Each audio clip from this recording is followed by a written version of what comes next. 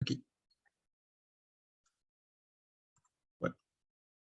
Bueno, buenas noches, chicos.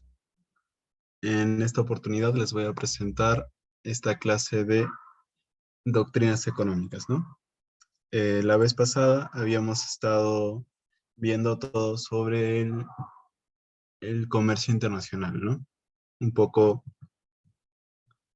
cuáles son todos los mecanismos que gobiernan a este comercio internacional, todos los conceptos básicos sobre este, ¿no? Las aduanas, los aranceles, ¿verdad? Y todas esas formas que también se tienen para entender este comercio internacional. Entonces ahora vamos a ver un tema que a mí me parece central, quizá uno de los temas más importantes que se pueden tocar sobre economía, que son las doctrinas económicas, ¿no? Este tema ya no tiene nada que ver con la gran mayoría de los temas que se han tocado anteriormente, y van a darse cuenta de que en este curso en realidad solo hemos tocado una de todas las doctrinas económicas que realmente existen, ¿ok? Es decir, que solo hemos visto una manera de ver la economía y de entender la economía, ¿ok? Entonces, a forma de introducción, pues recordemos qué es economía, ¿no? La economía ya la habíamos tratado desde el principio del curso, al menos con su profesor anterior lo habían tratado así, que la economía está muy relacionada con la riqueza, ¿no? Con la creación, con la producción de la riqueza, con la distribución de la riqueza, con el intercambio de recursos, etcétera, ¿no? Y esta definición nos sirve mucho porque esta definición es muy amplia, ¿no? Pero, pero aunque sea tan amplia, no va, digamos, a circunscribir, no va a incluir a todas las perspectivas económicas posibles. ¿Ok? En realidad es una definición que más se aproxima a unas que a otras. ¿Ok? Pero que de todos modos nos sirve para entender a esta economía, ¿no? Entonces, como primer punto, tenemos que entender que el entendimiento humano sobre la economía ha evolucionado en el tiempo, ¿ok? Así como hemos tenido adelantos tecnológicos, hemos tenido cambios de gobierno, hemos tenido caídas y alzadas de imperios a lo largo de la historia, al mismo tiempo también hemos tenido un desarrollo en nuestra forma de pensar, ¿no? Y este desarrollo, esta evolución, no quiere decir que esté mejorando poco a poco, ¿no? Sino de que va cambiando y se va adaptando a la época en la que nosotros estamos y a la calidad de información a la que podemos acceder, ¿no? Entonces, es por esto que se entiende de que la economía, o al menos la forma en la que entendemos la economía ha ido cambiando también a lo largo del tiempo, ¿no? Sobre todo porque se trata de entender nuevos o explicar nuevos fenómenos económicos, ¿no? Como también van a ver cuando ya veamos a cada una de las escuelas económicas. Y pues esto de que la economía es una ciencia social no es algo que siempre se haya tenido en cuenta. ¿Por qué? Porque las ciencias sociales recién nacieron en el siglo XX, es decir, hace 100 años, recién teníamos a la economía como una ciencia social. Antes de eso, la economía no era una ciencia social. Más bien, o era entendida como parte de la filosofía, o quizá era entendida más bien como una disciplina, ¿no? Pero no tanto como una ciencia. ¿Y por qué? ¿Por qué llamar a algo ciencia social? O sea, esto un poco se aleja del tema, pero las ciencias sociales nacieron porque a un señor llamado Auguste Comte se le ocurrió que todo el conocimiento podía ser explicado a través del método científico, ¿no? Entonces, cuando se le empieza a quitar un montón de disciplinas a la filosofía, es cuando, y se les da este enfoque científico, es que nacen todas las ciencias sociales. La antropología, la psicología, la ciencia política y pues la economía, ¿no? Entonces, tengan en claro eso, ¿no? De que la economía recién se entiende como algo que se puede explicar a través del método científico de observación, experimentación y eso, ¿no? Entonces, tengan eso en cuenta también. Entonces, ahora que ya tenemos todo eso en claro, vamos a ver a los teóricos de la Edad Antigua. ¿Por qué? Vamos a ir viendo a estas teorías de forma histórica. Porque, como se van a dar cuenta, cada una de estas teorías va a responder a un periodo histórico. ¿Ok? Siempre va a tratar de explicar la forma en la que funcionaba la economía en ese tiempo. ¿Ok? Entonces tenemos primero a este Jenofonte, ¿ok? Que en realidad no da muchos aportes sobre lo que es la economía, pero lo que sí hace es acuñar la palabra economía. Él crea la palabra economía. Él es griego, evidentemente la palabra economía viene del griego. Viene del griego oikos, que significa casa, y nomos, que quiere decir gestión, administración. ¿Ok? Entonces, para Jenofonte, la economía vendría a ser una disciplina que estudia cómo se deben administrar los bienes, por ejemplo, de una casa o de un estado. ¿Ok? Y para él, el mejor gestor de bienes tenía que generar excedentes, es decir, bienes que no tuviera que consumir él mismo, sino que pudiese utilizar para otras cosas, digamos, para vender. ¿Ok? Digamos, si alguien tenía su granja, por ejemplo, para Jenofonte, si él era un buen granjero, entonces él produciría de más en esa granja para poder venderlo y generar algún tipo de beneficio para él mismo. ¿Ok? También para él la economía estaba basada en algo conocido como la división del trabajo, que pues es que unas personas se especialicen en cierta actividad y otras personas se vayan a especializar en otra actividad, ¿ok? Para que una persona no tenga que hacer varias actividades al mismo tiempo. ¿Ok? Y este concepto de división del trabajo es lo que va a gobernar a toda la economía, a todas las doctrinas económicas, de hecho. Todas las doctrinas económicas van a querer que una persona se dedique solo a una cosa. ¿Ok? ¿Y por qué? Porque uno es más fácil, ¿no? Es que una persona se vuelva experta en un solo campo, ¿no? Y pues es más práctico, ¿no? Porque si muchas personas se van a especializar en una cosa y muchas personas en otra, entonces es más fácil que las personas puedan intercambiar, ¿no? Entonces, eso en claro. Pasamos ya a Platón, ¿ok? Platón, además de ser filósofo, también escribió sobre política y en sus libros de política en realidad también se habla mucho de economía. De hecho, si se dan cuenta, la política y la economía están muy de la mano, ¿ok? En su libro, La República, quizás uno de sus diálogos más conocidos, él habla sobre una sociedad utópica, ¿ok? Una sociedad perfecta para él, en la que solo existen tres clases sociales. Una clase gobernante, una clase militar y una clase productora, ¿ok? La clase gobernante estaba conformada, obviamente, por filósofos, ¿no? Como Platón era filósofo, él pensaba de que en una sociedad perfecta, los filósofos debían gobernar, ¿ok? En la segunda clase social estaban los militares, las personas que cuidarían de la ciudad hipotética que Platón propone.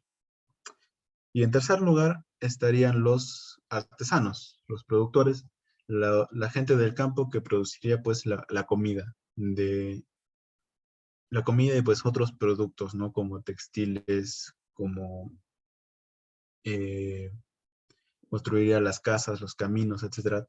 Todas esas cosas estarían encargadas para la última clase social. ¿Ok? Y en esta utopía, ¿no? También se dice de que existía algo llamado comunismo platónico. ¿Qué es comunismo platónico?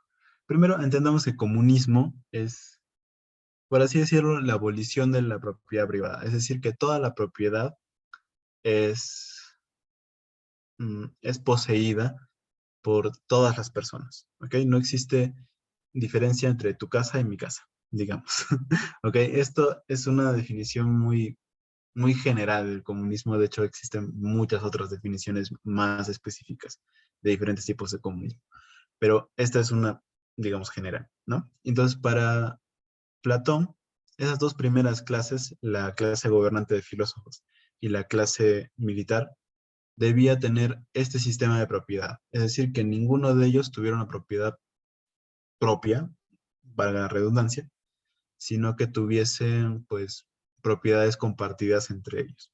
¿Ok? Y esas propiedades incluso incluían, de nuevo, valga la redundancia, a las mujeres. ¿Ok? Las mujeres eran vistas como propiedad. Y de hecho, para esta sociedad perfecta de Platón, para cada uno de los hombres se le asignaría una mujer. El Estado, los filósofos, le asignarían una mujer perfecta para ese hombre para que pudiesen tener la mejor calidad de hijos. ¿Ok? Es algo así como una eugenesia, como tratar de producir los hijos más fuertes o más habilidosos en la cosa que necesite el Estado. ¿Ok? Y también Platón pensaba de que los bienes debían ser distribuidos a través del mercado, es decir, a través del intercambio de bienes, ¿no? Por el dinero y por el dinero, ¿no? Efectivamente, ¿no? Y para Platón, de nuevo, este intercambio de bienes a través del dinero debía ser sin buscar ganancias. ¿Ok? Siempre lo que haya costado producir ese bien. ¿Ok? Ok. Y por último, pasamos a nuestro último pensador de la Edad Antigua, que se llama Aristóteles, ¿no? Aristóteles fue el discípulo de Platón, ¿ok? Pero a pesar de haber sido su discípulo, él le dio la contra en todo, ¿ok? Así que si para Platón no debía haber propiedad privada para la clase gobernante, para Aristóteles debió haber propiedad privada para todos. ¿Ok? ¿Y por qué? Porque según él, si la propiedad es de una sola persona, entonces esa persona se va a preocupar más por esa propiedad que es solo de él. Más que si es que, digamos, una propiedad grande eh, controlada por varias personas, ¿no? Porque, digamos, de ese grupo habría alguna persona que dijera, no, mejor todos los demás que son dueños de esa propiedad la cuidan y yo no, ¿ok? Entonces, esa era la lógica por la que Aristóteles decía que, pues, la propiedad debía ser privada, ¿no? Porque eso generaría de que las personas cuiden mejor sus propiedades y las hagan más productivas, ¿ok? En segundo lugar, Aristóteles decía que el dinero es estéril, es decir, que el dinero no tiene valor en sí mismo y que no puede producir valor tampoco, ¿ok? Y que solo existe pues solo para intercambiar bienes, nada más. Y por último, él habla de la obtención de riqueza, que también se llama crematística, son sinónimos, y él habla de que existen dos tipos de obtención de riqueza o crematística. Una que es natural y otra que es antinatural. La natural viene pues de vender los productos que alguien hace, ¿no? Digamos, producir alimentos, ¿no? Si tú produces alimentos y luego los vendes, entonces estás obteniendo riqueza de manera natural, ¿ok? Pero para él, una forma de obtención de riqueza antinatural sería que tú le vendías tus alimentos a alguien, a un comerciante, y ese comerciante los vendiera a otra persona a un precio más alto.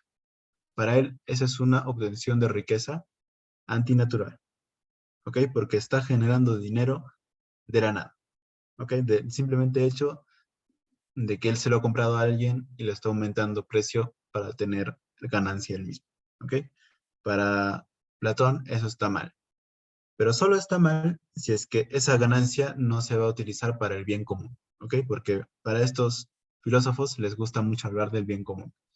Entonces, si esa persona que lo ha vendido a un precio más alto utiliza la ganancia para dar obras en caridad, por ejemplo, entonces para Platón automáticamente eso ya deja de ser malo y se vuelve bueno. ¿Ok? Es la forma de pensar de los antiguos. Bueno, hasta este punto. ¿Tienen alguna pregunta?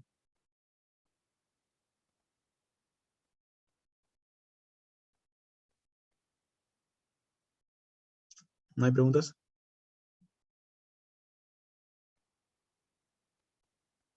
Ok. Bueno, igual si hay preguntas, las pueden dejar en el chat. Yo las voy a leer de todos modos. ¿Ok?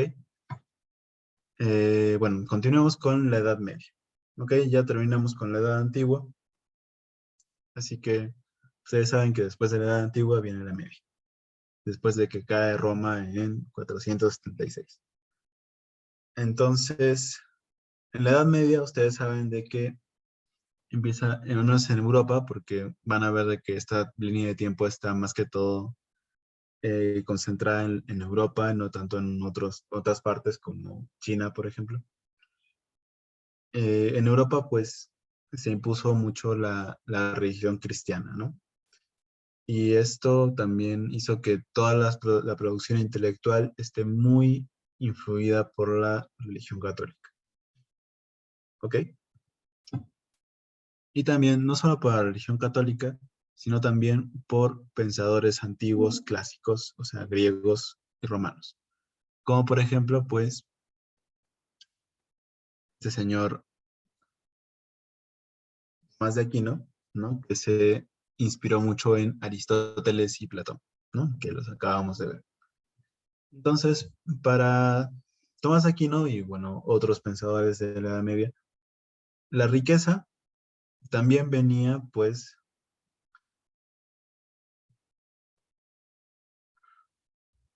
de la producción, ¿no? La, para Tomás de Aquino, la riqueza venía de la producción, al igual que Platón, al igual que Aristóteles también, ¿no? Entonces,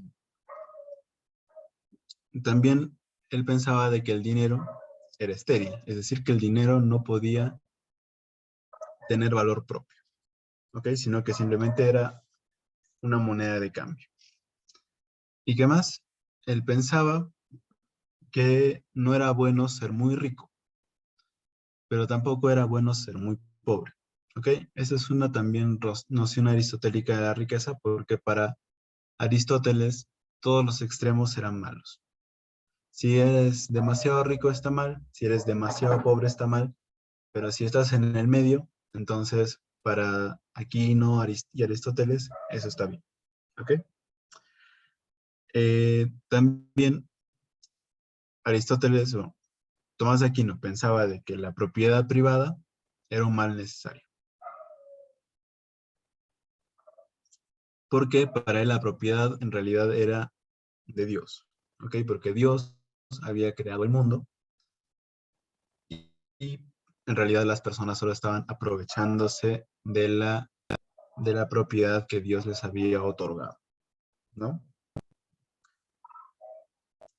Y para él también el comercio, la industria y las actividades financieras, es decir, el préstamo de dinero, por ejemplo, eran antiéticos, estaban mal, ¿ok? ¿Por qué? Porque estos inducían a este mal uso a esta creación, ¿cómo decir? Esta obtención de la riqueza antinatural, ¿no? Esta crematística antinatural que también Aristóteles condenaba, ¿ok? Entonces, para él, por eso estas actividades estaban mal. Entonces, la Edad Media duró hasta 1453, cuando cae Constantinopla, ¿ok? Y entre otras cosas, la caída de Constantinopla hace de que Europa occidental ya no esté conectada con Asia, ¿ok? Y que Europa occidental se lance a buscar nuevas rutas para llegar a la India, ¿no? Y eso, pues, en buena parte provoca la conquista de América, es decir, el Nuevo Mundo, ¿no? Entonces, Cuando las potencias europeas comienzan a dominar a sus colonias, se comienza también a crear esta escuela mercantilista. Esa escuela mercantilista, entre otras cosas, proponía que los países debían acumular metales preciosos, ¿no? Acuérdense, digamos, de los españoles que conquistaron Sudamérica, principalmente porque sabían que había muchas reservas de oro y plata, ¿no? Entonces, Antonio de Sierra, por ejemplo, fue uno de los teóricos que apoyó esta tesis, ¿no? De traer, bueno, de llevar estos metales preciosos a Europa, ¿ok? Y ellos pensaban, pues, no, ya no que el dinero era estéril como los pensadores de la Edad Media, de la Antigua, sino que el dinero tenía valor en sí mismo. Por eso es que mientras más dinero tuviese un país, más rico sería. ¿Ok? Esta tesis para el futuro ya no tendría mucho sentido. Pero para ellos, pues, tener cada vez más moneditas los haría más ricos. En segundo lugar, para los mercantilistas debía haber una balanza comercial positiva. Acuérdense cuando vimos la balanza de pagos, que tenía un apartadito que se llamaba la balanza comercial, que comparaba las importaciones con las exportaciones, ¿no? Para, para que la balanza comercial era positiva, acordémonos, las exportaciones tenían que ser más que las importaciones, ¿no? Entonces, para, para los mercantilistas, esta balanza comercial, o sea, las exportaciones debían ser mayores que las importaciones, ¿ok? Y eso definía, digamos, el poder de un país. Sobre todo, ¿quién propuso esto? El Moon, Moon, ¿no? Que era de Inglaterra, ¿no? Y proponía, pues, que Inglaterra tuviese más exportaciones que importaciones. Luego también propusieron el proteccionismo económico, que es un poco proteger a los productos que un país exporta y limitar la entrada de productos de otros países. ¿Ok? Este proteccionismo económico pues va a estar muy ligado a lo que les dije antes de la balanza comercial positiva, ¿no? Y pues va a generar que se hagan, digamos, eh, subsidios a ciertos productos que un país exporta, por ejemplo, ¿no? También, como les dije antes, para estos países el dinero era fuente de riqueza, ya no era algo vacío, una moneda de cambio, sino que el dinero en sí mismo valía algo, ¿no? Y por eso buscaban tanto acumular, ¿no? Y para ellos, pues ya no había limitaciones para las actividades económicas, no había actividad económica mala, sino que todas, absolutamente, eran buenas. ¿Ok? Entonces, hasta ahí es la escuela mercantilista. Ahora pasemos a la escuela fisiócrata. La escuela fisiócrata, su nombre lo dice, ¿no? Fisiócrata viene de physis. Physis, que es lo mismo que física, ¿no? Es la naturaleza para los griegos, ¿no?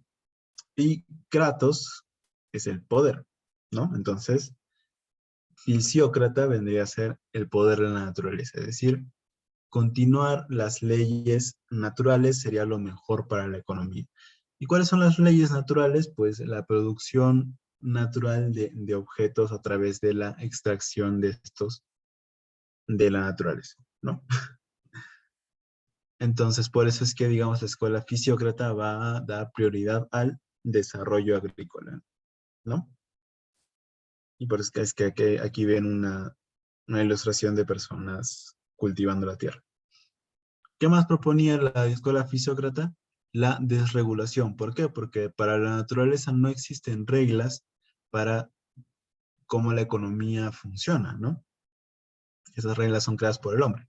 Entonces, para ellos, no deben existir estas reglas y debe haber una doctrina llamada de laissez-faire, ¿no? O laissez-faire, como ustedes quieran leerlo, que quiere decir dejar hacer, y también laissez-passer, que significa dejar pasar, ¿no? Entonces, es una doctrina de dejar hacer, dejar pasar, dejar que las industrias, bueno, en sí, los campos puedan producir lo que ellos quieran y venderlo al precio al que ellos quieran sin ningún tipo de restricción y también sin ningún tipo de ayuda. ¿Ok?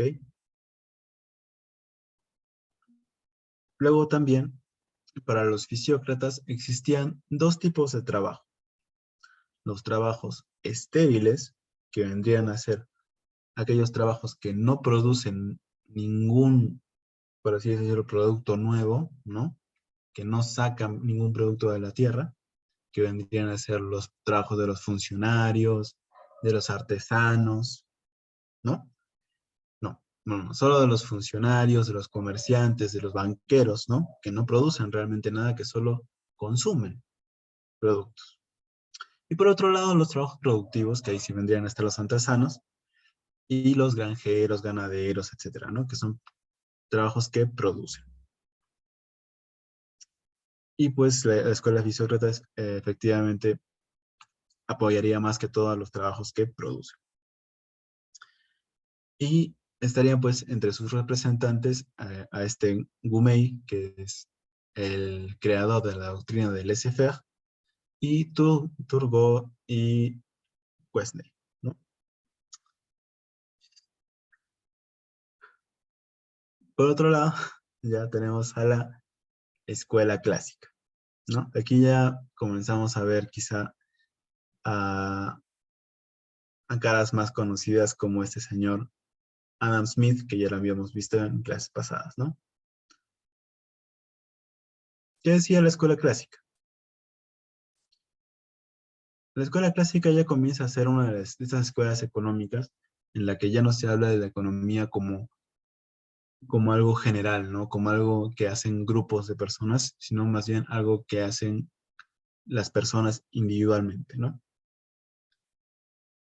Entonces, para los liberales, para los clásicos, eh, la economía procuraba el bien común, ¿no? A través de la satisfacción de las necesidades de las personas, ¿no? Las necesidades individuales de las personas. Entonces, para los liberales, si cada persona era feliz, ¿no? De manera individual, entonces eso generaba el bien común, ¿no?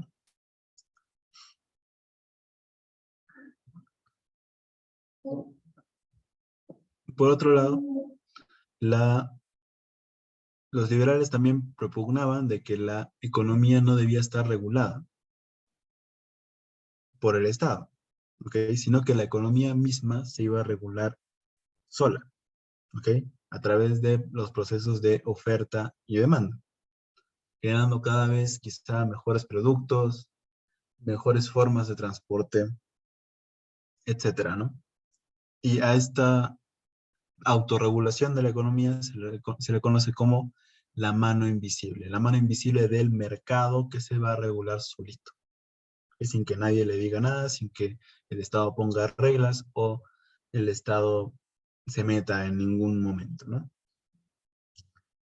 Y esta economía también va a estar basada más que todo en la división de trabajo, ¿ok? De hecho, la escuela clásica es la que va a llevar a la división de trabajo al extremo, ¿no? Ya no es que alguien, digamos, se dedique a armar sillas, por ejemplo, ¿no? Sino, o sea, un carpintero que hace sus sillas, le corta las patas, las pinta, las adorna, etcétera, no, ya no va a querer esa división de trabajo en la que alguien se dedica a una cosa general, sino que para él va a haber esta división de trabajo súper específica, ¿no? Digamos, si estamos hablando de una silla, va a haber una persona que va a cortar todas las piezas de madera, va a haber otra persona que va a armar esas piezas, va a haber otra persona que la va a pintar, otra persona que le va a poner el brillo, ¿no? Y por último, otra persona que la va a vender, ¿no? Todos los trabajos que antes lo hacía una sola persona, ahora lo van a hacer varias personas. ¿Ok? Primero, para que nadie pueda realmente hacer un producto solo, ¿no? También para que no tenga que haber mano de obra cualificada para nada. Y también para que la producción sea más eficiente y más rápida. ¿Ok? Entonces ahí tienen esta división del trabajo llevada a su última consecuencia. Que de hecho hasta ahora en las fábricas es que esta división del trabajo es más evidente aún, ¿no? Bueno, como decíamos, para para los fisiócratas, ¿se acuerdan? La riqueza venía de la producción que provenía de la tierra, ¿no? Para los mercantilistas, la riqueza estaba en el dinero. Para los liberales, la riqueza viene del trabajo, ¿ok? De la acción del hombre que impacta en la naturaleza y que la transforma en bienes y mercancías que se pueden intercambiar, que se pueden vender, ¿ok?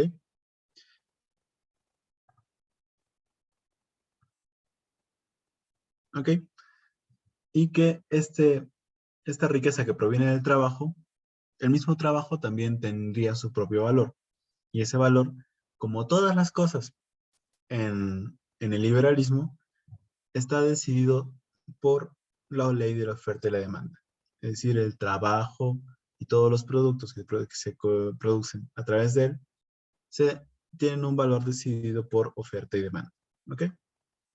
Y ahí tienen pues a sus principales eh, representantes como Adam Smith, Ricardo, ¿no? Que lo habíamos visto en la clase pasada, Malthus, que quizás se acordarán de Thanos, ¿no? De, de Marvel, ¿no? Es un ejemplo un poco tonto, pero digamos, para Malthus también debía haber una reducción de la población para que se pueda aprovechar de mejor forma los bienes, porque para Malthus la población crecía a un ritmo mucho más rápido del que los bienes crecen. ¿Ok? Y por último tenemos a Say, ¿no? Que decía que la, la demanda de un producto crearía automáticamente en el mercado la oferta de ese mismo producto. ¿Ok? Algo así como una consecuencia de esto de la mano invisible, ¿no? De que el mercado iba a crear automáticamente a través de su red, a través de su autorregulación, una respuesta a esa demanda de ese producto. ¿Ok? Bueno, antes de pasar al siguiente, hay una pregunta. Así que me dicen, ¿qué significa en la escuela fisiocrática que se proponga el trabajo como estéril? ¿Tiene relación con la agricultura? Ok. En la escuela fisiocrática se propone el trabajo como, o sea, se divide el trabajo en dos tipos, ¿ok? Hay un trabajo que es estéril y un trabajo que es productivo. El estéril se va a caracterizar por solo consumir productos, más no producirlos, ¿ok? Por ejemplo, los banqueros. Ellos consumen, pues, lo que necesita una persona normal para subsistir, ¿no? Como ropa, comida, un lugar donde estar. Pero para los fisiócratas, ellos no producen nada, no producen ninguno de estos productos que una persona necesita para vivir, ¿no? Mientras que, digamos, un ganadero, un agricultor, ellos sí también consumen productos, ¿no? Como para subsistir, pero también producen cosas que otras personas pueden utilizarlas también para subsistir, ¿no? Entonces, por eso es que para, para los fisiócratas había un trabajo estéril que no produce nada y un trabajo productivo que sí produce, ¿ok? Y sí está relacionado con la agricultura porque la agricultura es un trabajo productivo, ¿ok? Espero que haya quedado en claro eso, ¿sí? Entonces, ahora sí pasamos a la siguiente escuela, la escuela socialista. ¿Ok? Entonces, después de que la escuela liberal haya implantado su modelo de cómo se debe desarrollar, ¿no? el mundo, ¿no? Hemos visto que, digamos, todas las otras escuelas también implantaron sus propios modelos, ¿no? En su momento. Entonces, también los liberales lo lograron hacer a través del capitalismo, ¿no? Que es, digamos, el sistema económico que actualmente tenemos y que, pues, tuvo su nacimiento, ¿no? Con este señor Adam Smith y su libro llamado La riqueza de las naciones. Entonces, como respuesta a estos liberales, surgen los socialistas, ¿no? Que son los socialistas marxistas, de hecho, porque existen varios tipos de socialistas, pero más que todo es la escuela de Marx la que va a responder a los postulados de Smith y de otras personas, ¿no? Entonces, donde Smith apoyaba a la propiedad privada y a la división del trabajo, Marx, por su lado, decía que la propiedad privada debía ser abolida. Y no solo la propiedad privada, sino también el Estado, el dinero y las clases sociales. ¿Ok? Imagínense una sociedad que no tenga estas cosas que para el día de hoy pues nos parecen algo que damos por sentado, ¿no? Algo que siempre ha existido y que algo que también siempre existirá. Bueno, al menos eso creemos, ¿no? Entonces, ¿por qué los marxistas proponen que la propiedad privada sea abolida? Es porque esta propiedad privada genera una división entre una clase social llamada la clase burguesa, que es la dueña de la propiedad privada, y la clase proletaria, que no tiene propiedad privada, pero que trabaja en ella y la hace producir, ¿no? Entonces, la propiedad privada crea este antagonismo de clases y es por eso es que Marx propone que la propiedad privada sea abolida, ¿no? Y también porque esa propiedad privada crea la explotación de la clase burguesa sobre la clase proletaria, ¿ok? Para Marx, también el valor va a provenir del trabajo, ¿ok? Acuérdense de los liberales que también decían que la riqueza proviene del trabajo, ¿no? Entonces, tienen esas cosas en común. Pero, para Marx, solo la clase proletaria, es decir, la clase que va a trabajar en las fábricas y no tanto los empresarios que los van a contratar, solo esa clase es la que trabaja realmente y a la que le corresponde todo el valor de lo que ellos trabajan, ¿no? Entonces, para Marx, nuevamente, eh, existe una parte del valor de los productos que fabrican los proletarios que no se les paga, ¿ok? Esa parte que no se les paga y que forma parte de la ganancia que va a obtener el burgués se conoce como plusvalía, ¿ok? Para Marx, todos los productos están hechos de trabajo, ¿ok? Eso es algo que deben tener muy en claro. Como todos los productos están hechos de trabajo, todo el producto, a pesar de que haya sido sacado de la tierra, a pesar de que ese producto haya sido refinado, al final lo único que importa es el trabajo que se ha puesto en ese producto y no tanto eh, los materiales o las máquinas que hayan intervenido en él. ¿Ok? Entonces, por eso para Marx, que, que alguien que no haya trabajado en ese producto pueda obtener ganancias de él era injusto, ¿no? Marx también postulaba de que en su sociedad perfecta debía haber una lógica redistributiva de los bienes, ¿no? A través de esta frase que dice de cada quien según su capacidad y a cada quien según su necesidad, ¿no? Sino, o sea, que cada persona pueda contribuir con todo lo que pueda a la producción y que a cambio de eso la sociedad en su conjunto le supla todas sus necesidades, ¿no? Y por último, se le atribuye a la escuela socialista una necesidad de tener una economía planificada. Una economía planificada es una economía que, como no lo dice, es planificada por un Estado. ¿Ok? Se dice, el Estado dice cuánto se va a producir de cada producto para cada periodo de tiempo. ¿Ok? Para Marx, de hecho, eh, esta economía planificada era una medida transitoria para una fase de sus postulados socialistas, ¿no?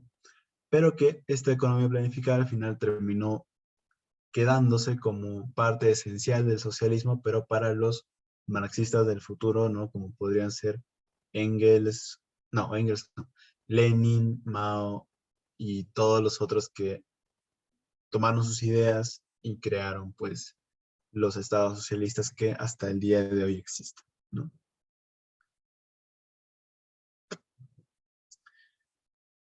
Entonces, vemos que el socialismo fue una respuesta al clasicismo, ¿no? Al liberalismo. Entonces, como respuesta al socialismo, surge esta escuela neoclásica, ¿no? Que trata de retomar las ideas del, del clasicismo, darles un enfoque más científico, ¿no? Porque esta escuela neoclásica ya surge después de que se haya implantado el, el, el sistema este positivista del cientificismo, ¿no? De la ciencia, ¿no? Entonces ellos le dan estas herramientas científicas a los postulados de la escuela clásica y tratan también de refutar todos los postulados de la escuela socialista marxista. ¿Ok? ¿Qué va a decir la escuela neoclásica? Primero que el valor ya no proviene del trabajo, sino que proviene de la utilidad, es decir, de la satisfacción que nos puede dar a cada uno de nosotros cierto producto o servicio. ¿Ok? Y para ello es que van a crear esta ley de utilidad marginal, que más que todo va a decir que mientras más se consuma un producto, menor va a ser su utilidad para la sociedad.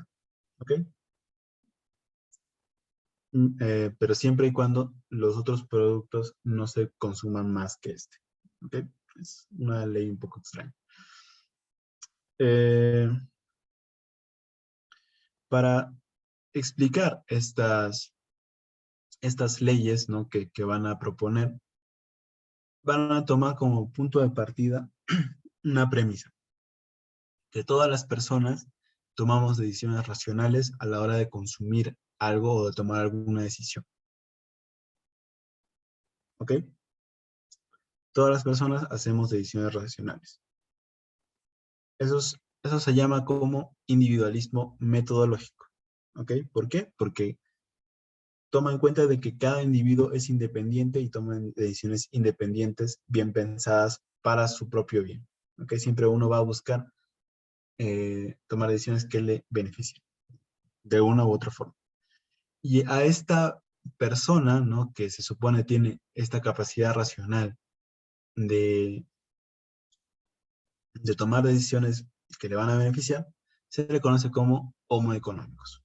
¿Ok? Entonces, la escuela neoclásica va a postular la existencia de este homo económicos, que en realidad somos todos para la escuela neoclásica. Por otro lado, van a postular la teoría de equilibrio de mercado, ¿no?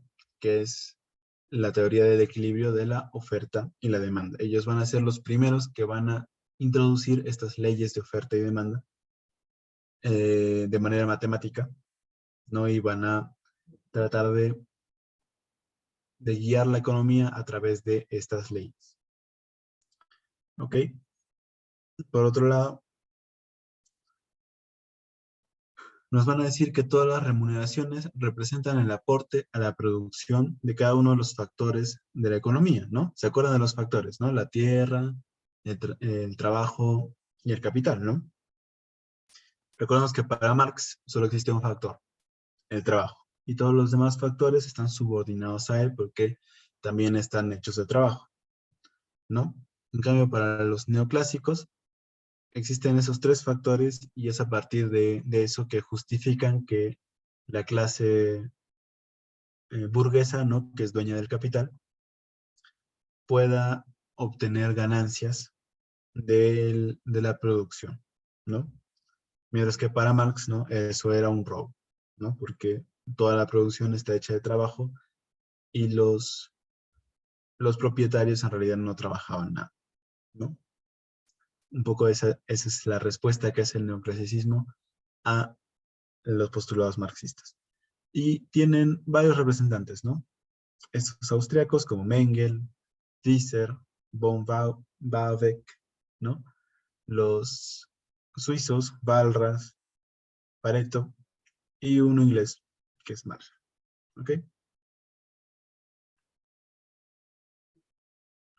Como respuesta, ¿no? A la limitación de los postulados neoclasicistas en la economía, ¿no? Cuando hubo una crisis muy fuerte después de la Segunda Guerra Mundial, es que surge, pues, esta escuela keynesiana, que va a tratar de corregir aquellas fallas del mercado, ¿no? Porque la escuela neoclásica proponía de que todo fuese decidido por el mercado, ¿no? Como también lo proponían los clásicos. Entonces, Keynes va a tratar de corregir estos fallos del mercado a través de el gran enemigo de los clásicos, ¿no? El Estado, ¿no? Y a esta fórmula la va a llamar como la economía social de mercado. Es decir, esa economía que tenemos hoy en día en nuestra constitución, ¿no? Bueno, se supone que la tenemos porque en realidad eh, el resto del apartado económico de la constitución va a ir más a favor de lo que dicen los neoclásicos y no tanto de lo que dice Keynes. ¿Okay? En realidad solo es el nombre que se le ha dado, pero no se toman muy en cuenta sus postulados. Entonces, para Keynes, el Estado va a tener un rol complementario en la economía, es decir, que va a actuar en todas aquellas actividades económicas que los privados no hayan decidido por su propia cuenta entrar, ¿no? Como por ejemplo, eh, no hay privados, o sea, técnicamente los privados podrían invertir en, en dar agua y desagüe, ¿no? Pero en realidad ningún privado se ha atrevido a hacerlo, ¿ok? Entonces, por eso que para nuestra economía social de mercado, el Estado puede dar este servicio, ¿ok? Digamos, es algo que ha pasado. También para los keynesianos, le van a dar una importancia muy grande a la demanda, ¿no? Ellos van a decir de que mientras más estable sea la demanda, ¿no? Y mientras más personas puedan obtener la oferta, ¿no? Que le corresponde a su demanda, entonces va a ser mejor el desarrollo económico, ¿no? De hecho, Keynes va a proponer muchas medidas para fomentar el aumento de la demanda, como por ejemplo el pleno empleo, ¿no? Que sea que todas las personas puedan acceder a un salario y a partir de consumir cosas que pueda dinamizar la economía, ¿no? Estos postulados keynesianos, aunque no lo crean, son parte del programa económico de muchas fuerzas de izquierda, ¿no? Como por ejemplo eh, el programa de Verónica Mendoza, ¿no? Que un poco también postulaba que se creasen pues obras y empleos, ¿no? Para aumentar la demanda y dinamizar la economía. Es exactamente lo mismo que dice Keynes. Por eso también dense cuenta de que no todas las izquierdas son marxistas o socialistas, sino también existen izquierdas que son keynesianas, ¿ok? También existen pues derechas que van a ser clasicistas y otras que van a ser neoclásicas, ¿no? Un poco eso. Pero como ningún sistema es perfecto, también va a existir una respuesta a los keynesianos, que van a ser los monetaristas. ¿Qué va a pasar? Gracias a este aumento excesivo de la demanda, por así decirlo, que ocurrió en los años 70, se produjo una burbuja, que es algo así como que muchas personas invirtieron en algo muy rápidamente y al final el mercado ya no pudo contener más estas inversiones y pues al final todas esas acciones cayeron y se doblaron, es decir, que explotó esa burbuja y se creó pues una crisis económica en los años 70. Entonces, para combatir estas deficiencias del keynesianismo, va a aparecer pues este señor llamado Milton Friedman, ¿no? Y va a proponer pues en su escuela monetarista que la participación del Estado nuevamente se relegue a lo más mínimo, ¿no? Sobre todo evitando de que emita dinero. ¿Por qué? Porque se había visto en esta crisis económica que también se había emitido mucho dinero de manera inorgánica, generando inflación, ¿no? Entonces también estos monetaristas van a estar muy en contra de la inflación. Y de hecho por eso se les llama monetaristas, porque ellos van a proponer que haya cada vez menos emisión de divisas, ¿ok? Y también retoma ideas de los clásicos y los de neoclásicos, que es la liberalización plena de la economía, ¿no? Y como también estamos quitándole capacidades al Estado, también que se privaticen todas las actividades económicas. De hecho, esta escuela monetarista es la que va a propulsar este consenso de Washington, que va a tratar de reestabilizar, de hacer más estables a las economías sudamericanas y que va a ser propuesto desde Estados Unidos, ¿no? Y que va a ser tomado primeramente por Chile, ¿no? Y que va a ser consecuentemente tomado por el resto de Latinoamérica. En, en nuestro país ha sido implementado en el gobierno de Alberto Fujimori, ¿no? Después de su autogolpe en el 92. Pero sobre todo desde que se dio el shock económico en el 92 también. ¿Ok? Y ahí terminaría la explicación del día de hoy. Si tienen alguna pregunta, podrían decírmela ahora.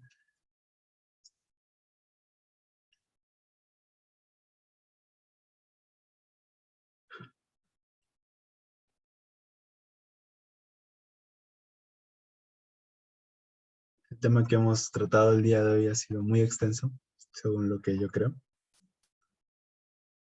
Así que es normal si tienen alguna pregunta o si creen que he ido demasiado rápido en alguno de los temas, también podrían decirme que se los vuelva a explicar. Yo contento. ¿Ok? Y si no hubiese preguntas, pues de todos modos también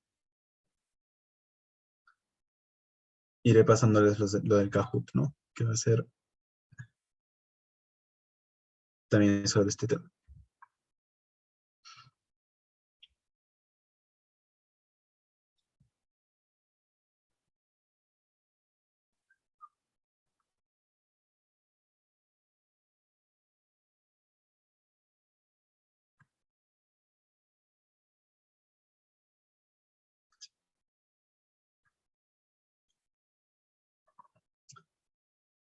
Bueno, entonces veo que no hay preguntas.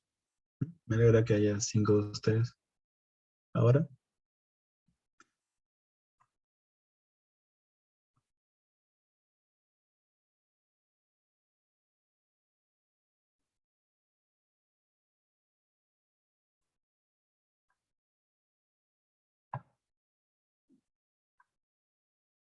Ok, entonces, como siempre, les voy a pasar el link, bueno, el link del Kahoot del día de hoy, ¿no? Y si prefieren introducir el código por ustedes mismos también. Se lo pasaré también por separado.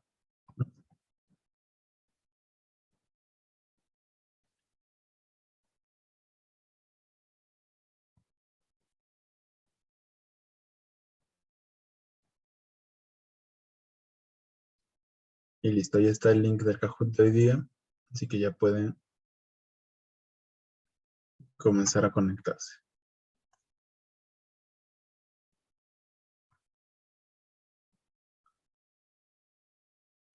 También estoy compartiendo la pantalla por si desean ver también así el link. Y ahí también tienen un código QR.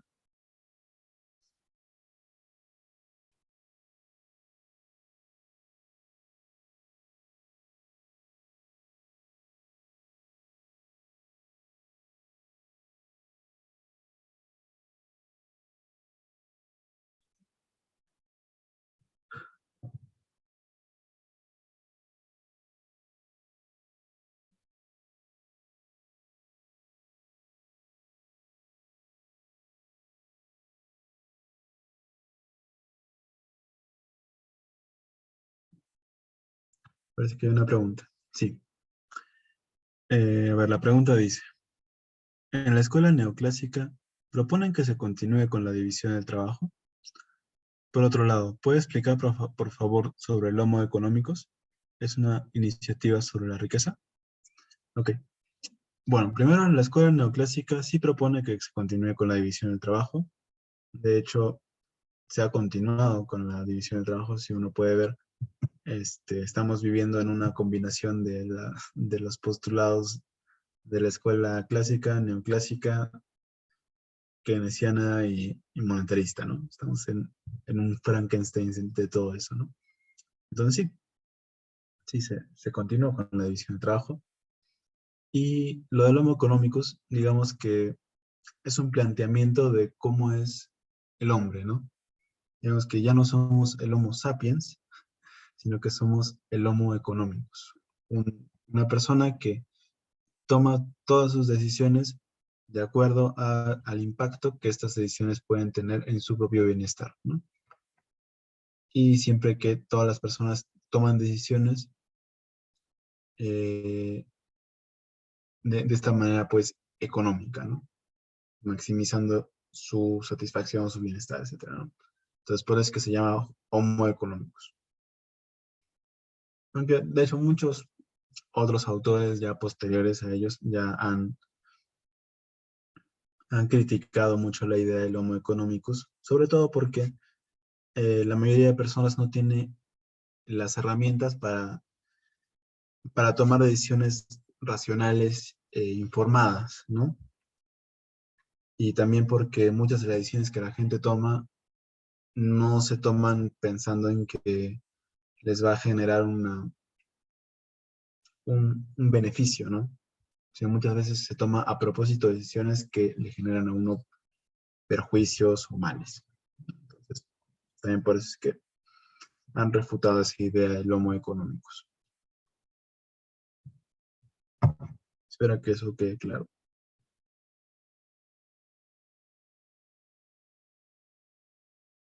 Y también vayan conectándose al Kahoot porque nos quedan 14 minutos, ¿no?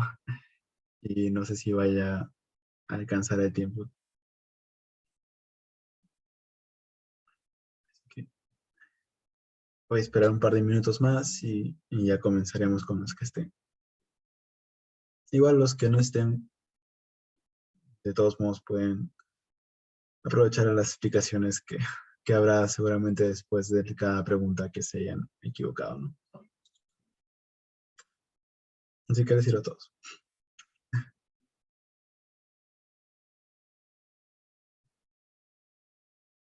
Así que un minuto más y comenzamos.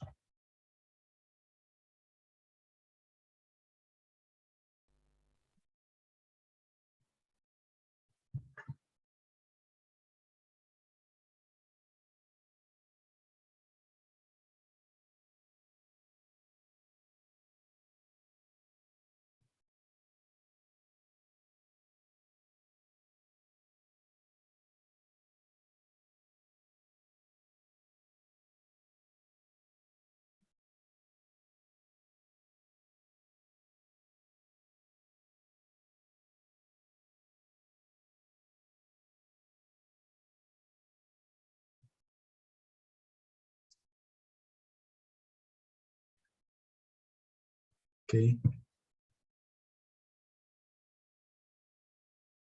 ok, bueno, ya voy a comenzar con el Kahoot, así que para los dos que están, estén preparados, que no dejen de contestar las preguntas. Así que en 5, 4, 3, 2, 1, comenzamos.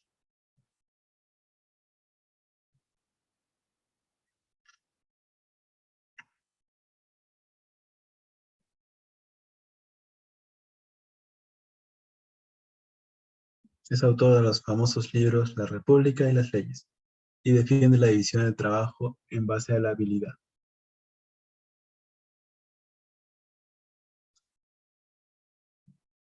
¿Cuál de sus pensadores es?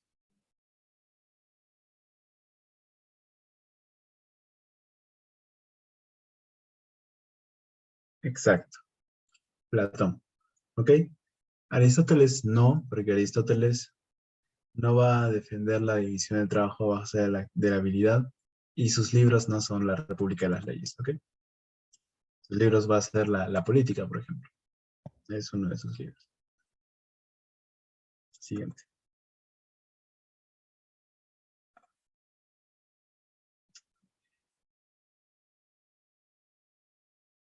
Sostenían que la riqueza de los pueblos se base en el trabajo humano.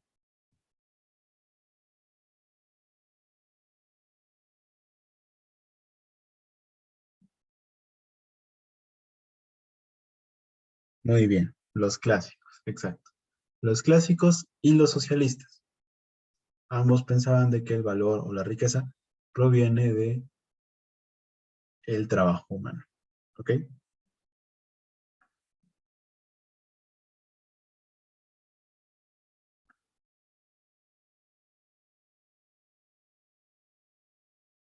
La frase laissez-faire, laissez-passer. ¿De quién es?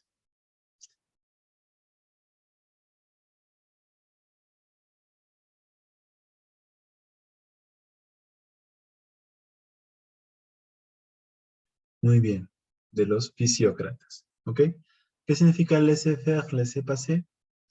Significa dejar hacer, dejar pasar. Es decir, que la ley natural continúe su camino. Como los fisiócratas decían, ¿no? Que ellos apoyaban a que la ley natural fuera la que eh, vaya a determinar cómo debe ser la economía, ¿no? Por eso es que es la fase de los fisiócratas. Los socialistas no, de hecho ellos quieren no dejar hacer ni dejar pasar, quieren, digamos, abolir la propiedad privada y prohibirla, de hecho. Así que no les queda muy bien esa frase. Siguiente. Son representantes neoclásicos. Había un montón.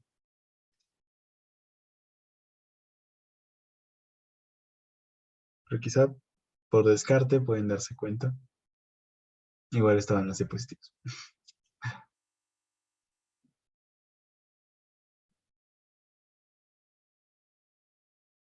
Sí, muy bien. Marshall y Wallace.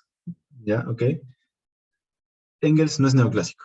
¿Ok? Eso clarísimo deben tenerlo. Engels es socialista. Hegel ni siquiera es economista, era un filósofo alemán. De hecho, fue el filósofo que influyó mucho en el pensamiento de Marx, ¿no? Que él va a tomar su idea de la dialéctica,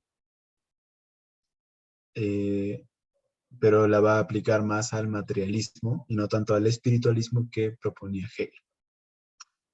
Luego, pues Marx evidentemente no es neoclásico, es socialista, y Smith es clásico, no es neoclásico. Y Keynes es fisiócrata, ¿no? Entonces, por eso solo era esta de Marshall y Wallace, ¿no? Que uno es inglés y el otro es, creo que es suizo.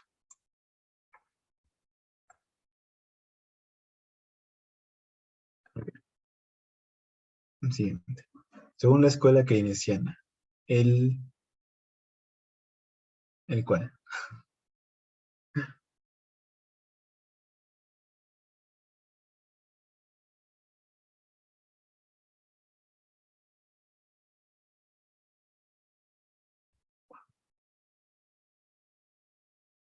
Uh, ok, ya. Sí, sí, pensé que esta sí les iba a hacer difícil. Ok, primero, el equilibrio del sistema capitalista depende de la estabilidad de la oferta. No, depende de la estabilidad de la demanda. Ok. Y lo del trabajo agrícola no tiene nada que ver con los keynesianos, sino más bien que el Estado debe intervenir en el proceso económico, ¿ok? Sobre todo en aquellas partes en las que los privados no intervengan por sí mismos, ¿ok? Y también porque el Estado debe promover o el aumento de la demanda y el empleo pleno, ¿no? Acuérdense de eso. Entonces, quienes decían que sí al Estado, los keynesianos. De hecho, incluso hasta los socialistas le dicen que no al Estado. Los keynesianos sí le dan mucha importancia. Siguiente.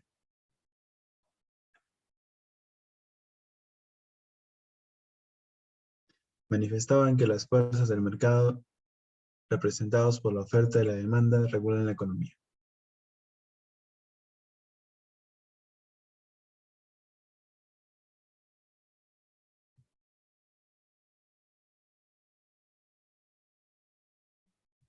¿Cuál de estos? Muy bien, los clásicos. ¿Ok? Los clásicos decían pues que la oferta y la demanda van a regular solitos la economía, es decir, la mano invisible del mercado. ¿Ok? La mano invisible del mercado son los clásicos, sobre todo Adam Smith. Los monetaristas no, creo que ellos más que todo van a pensar en quitarle capacidades al Estado y que pues no pueda producir tanto dinero que vaya en contra, ¿no? Es un poco lo opuesto a lo que hacen los mercantilistas, ¿no? Que ellos quieran producir un montón de dinero a través de metales preciosos. Siguiente, siguiente. Con una de las siguientes obras se da origen a la economía capitalista.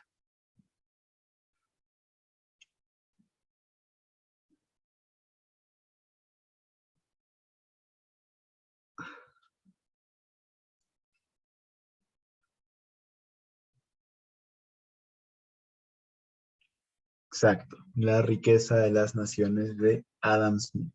¿Ok?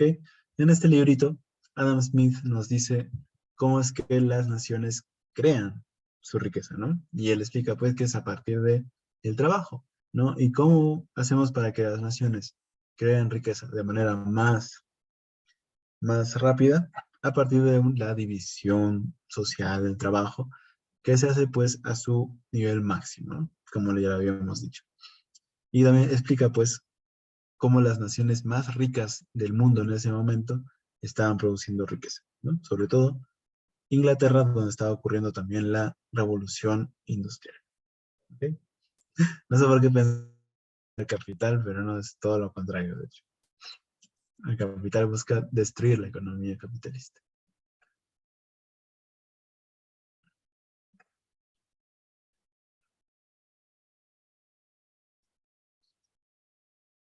Sostiene que el valor de un producto está en la utilidad que se le puede dar.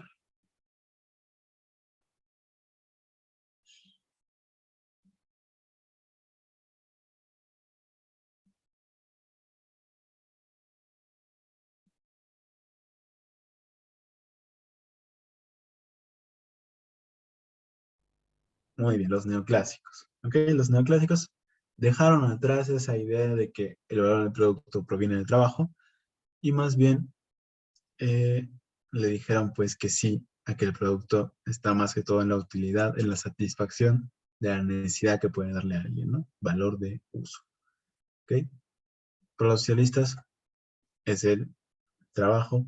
Para los keynesianos, de hecho ellos no lo dicen, pero debe ser lo mismo eh, que los neoclásicos, creo. No sé. Y para los monetaristas también tampoco lo dicen. ¿Ok? Solo los socialistas sabemos. Entonces son los neoclásicos. Y por último, no, por último no. Según Marx, la plusvalía es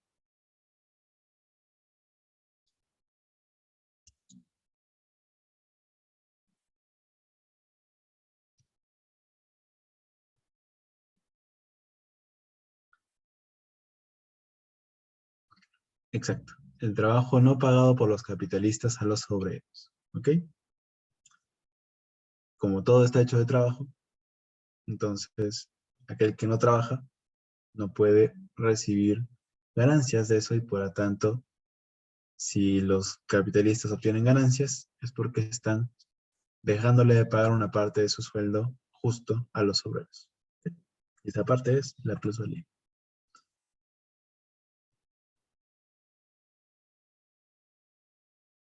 Según los socialistas, el valor de cambio de una mercancía depende de...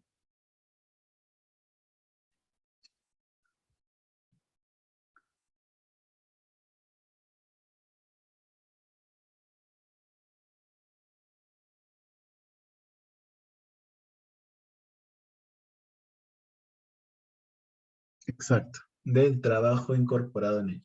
¿Ok? Recordamos que todas las mercancías, para Marx, de hecho, es el que más usa la palabra mercancía para hablar de los bienes y los servicios. Eh, Todas las mercancías están hechas de trabajo. ¿Ok? Va a tener una parte material, evidentemente, pero también una parte que es el trabajo, porque el trabajo es el que le va a dar la forma a la mercancía. O sea, digamos, ustedes pueden tener un trozo de barro, ¿no? Pero si ustedes a ese trozo de barro le ponen trabajo, pueden crear una vasija, ¿no? Entonces, ese trozo de barro que no le servía a nadie, ahora sí le sirve a alguien, digamos, para tomar un juguito, ¿no? Entonces, eh, todo el valor de ese trozo de barro, que ahora es una vasija, eh, proviene del trabajo, según Marx, ¿no?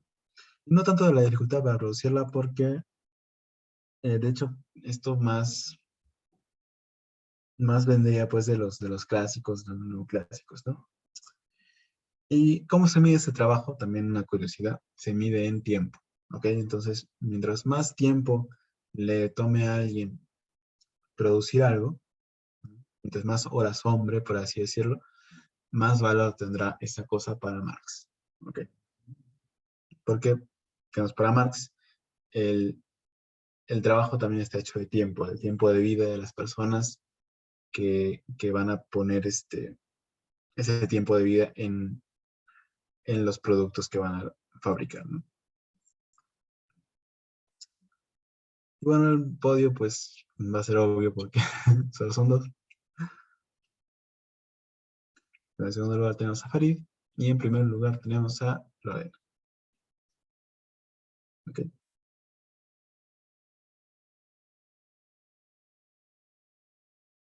Muy bien los que han participado, igual espero que los que no han participado hayan escuchado bien las explicaciones. ¿Ok? Y pues la más difícil ha sido evidentemente la de la escuela keynesiana, ¿no? Que acuérdense, la escuela keynesiana que quiere intervención estatal para eh, corregir todas las fallas del mercado. ¿Ok? Por eso es que ellos quieren una economía social de mercado. No quieren que la economía de mercado se acabe, sino que la economía de mercado sea mejor, más eficiente. Pero bueno, veamos si es que eso funciona o no. Quizá no. ¿Ok? Bueno, entonces ahí termina la clase de hoy día. Les he quedar más tiempo del que debía. Eh, Les voy a pasar ya de frente el link. De nuevo, disculpen por haberlos hecho entrar también muy tarde. No,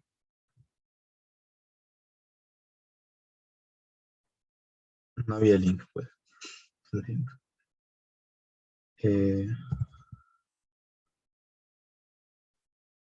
entonces, ahí la asistencia, no sé si realmente esta asistencia cuenta, pero ahí la tienen, ¿no? Siempre les van a tener registro de quién entra, quién no. Ahí está la asistencia. Esta asistencia se va a cerrar, pues, en 15 minutos. Ok, así que tomen en cuenta eso y listo. Bueno, eso sería todo por hoy día.